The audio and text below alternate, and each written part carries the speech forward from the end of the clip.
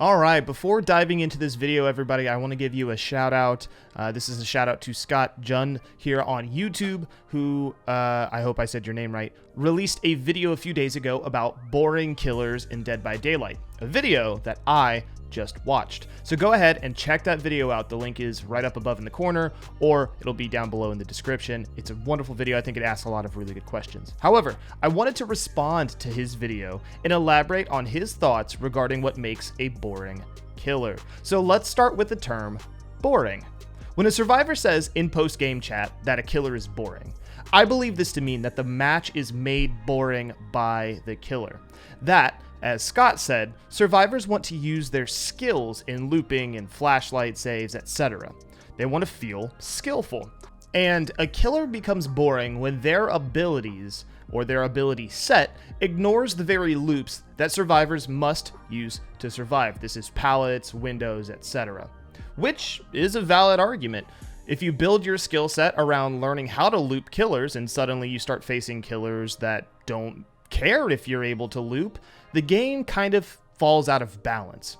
More and more, behavior seems to be releasing killers that ignore loops or make them incredibly difficult, where they put you in precarious situations where, well, if you go through the loop, you die, and if you don't go through the loop, you die. Killers like Pyramid Head, Deathslinger, Spirit, etc., who require you to not loop often, and in fact, they make you think twice about even using things like pallets at all. Now let me say I am a killer main. I put most of my time in the game as a killer, and Pyramid Head has grown to be my absolute favorite, both due to the license and due to his unique ability set.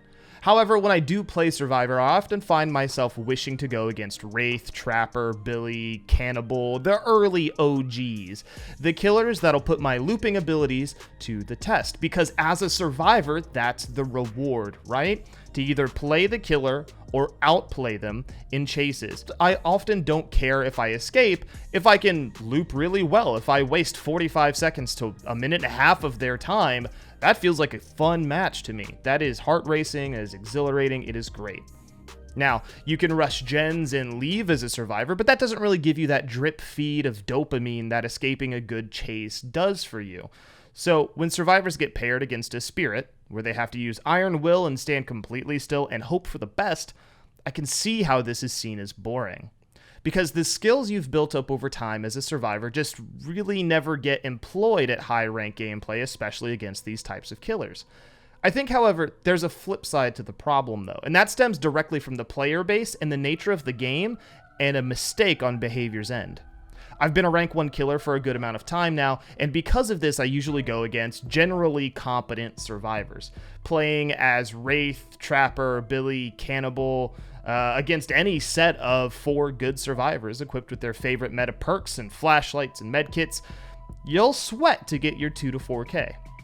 You will indeed need to slug someone, down someone else, hope nobody has Unbreakable, maybe eat a D-strike or 2.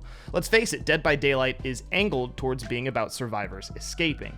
The tone is that survivors are trying to escape, not that killers are trying to kill. And in this tone, the game is stacked against killers, even if ever so slightly.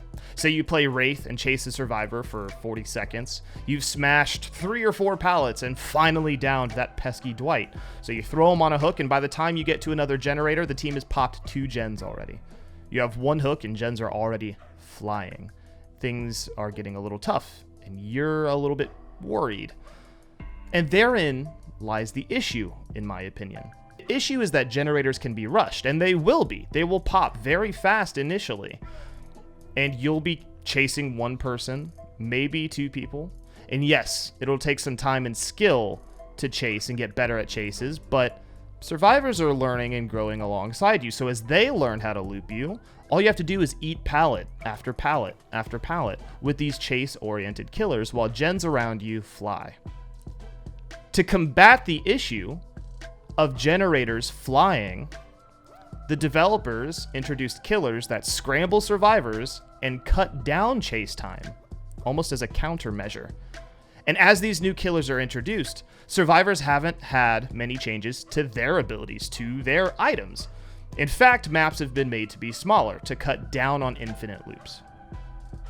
So let's think about that for a second. Initially, the idea seems great. We have all of these killers that kind of have to chase you. Cannibal, Hillbilly, Trapper, Wraith. Nurse is the exception to the rule, right?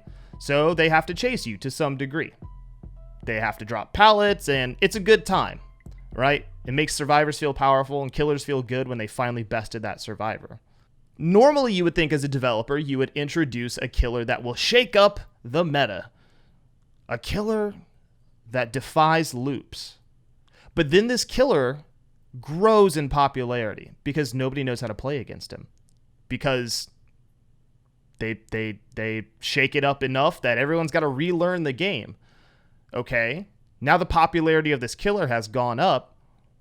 Behavior sees a trend. They go, maybe we do another one, something a little different, but somebody who ignores loops. And then another one that ignores loops. And then we get Oni, who doesn't really ignore loops. But then we get Deathslinger and Pyramid Head, and we see a trend of killers that start to ignore loops.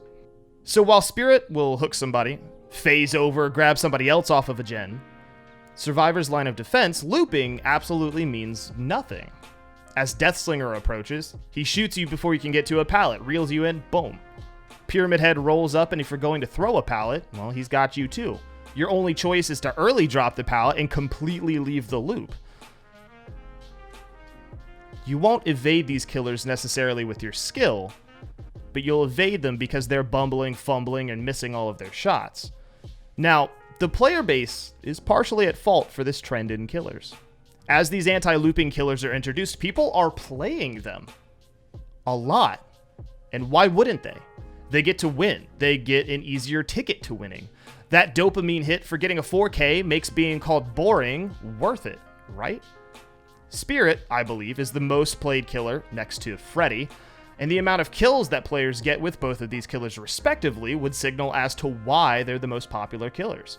However, Wraith and Trapper aren't played much at all because a half-awake four-man squad can run around a Wraith or a Trapper, especially at mid or low levels. So we've created and induced what so many of us dislike. Do boring killers exist because of gen economy? Because of how good a four-man squad can actually be? Do boring killers exist because invariably we play them? How do we even fix this problem? Is it even that big of a problem now? Now, there's no doubt that even during my Pyramid Head matches, I still fight for my 3Ks or 4Ks sometimes. Teams can be bold and smart. I've had enough teams run me around as Pyramid Head to know that it is possible to be outsmarted as Pyramid Head. So this is not an argument over whether these killers are too strong or OP. I've had enough people tell me Pyramid Head is OP to fill a bathtub with tears. But perhaps killers being boring is because survivors aren't getting enough time in chases, which is the true thrill of the game for survivors, and always has been. Sitting on gens and holding M1 isn't incredibly fun. Crouch walking and being the most immersed piece of shrubbery on the map isn't incredibly fun. You're meant to be chased, and as you rank up as survivor, you have to be chased to continue to rank up to some degree. So, what do you guys think? Post your respectful discussions down below. And of course, I'll pray to the entity to see you again soon.